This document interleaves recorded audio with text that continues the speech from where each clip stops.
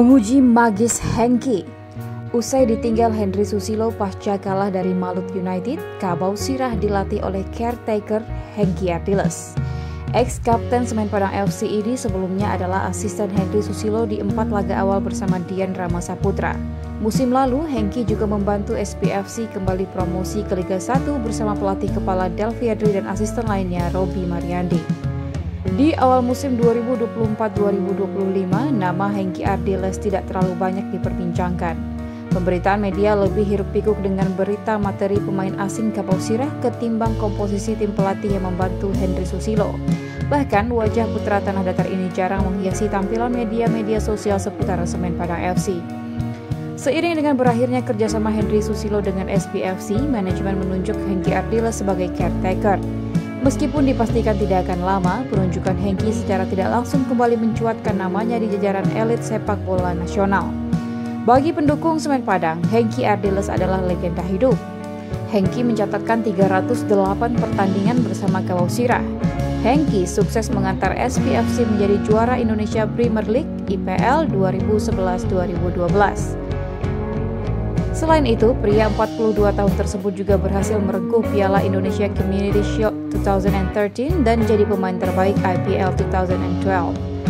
Hengki memutuskan pensiun pada 2019 lalu. Pria kelahiran 20 Mei 1981 itu tercatat memiliki lisensi A PSSI dan kini ditunjuk menjadi caretaker Semen Padang FC. Hengki mengawali karirnya sebagai asisten pelatih di tim Elite Pro Academy IPA U20 Semen Padang. Dia mendampingi Coach Delviadri. Selama berkarir sebagai pemain, Hengki Ardiles juga sempat dipanggil ke Timnas Indonesia. Dia debut pada 2012 lalu di bawah asuhan Aji Santoso. Tidak banyak caps yang ditorehkan Hengki bersama skuad Garuda. Ia hanya bermain 2 pertandingan, yakni kualifikasi Piala Dunia 2014 zona Asia lawan Bahrain dan laga uji coba kontra Korea Utara pada 2012. Menurut saya, mungkin salah satu penyebabnya mungkin merasa udah cepat puas ya. Maksudnya pencapaian seorang sepak bola itu jangan diukur misalnya cuma kita di daerah, tapi carilah pencapaian yang lebih tinggi mungkin di nasional, di tingkat nasional.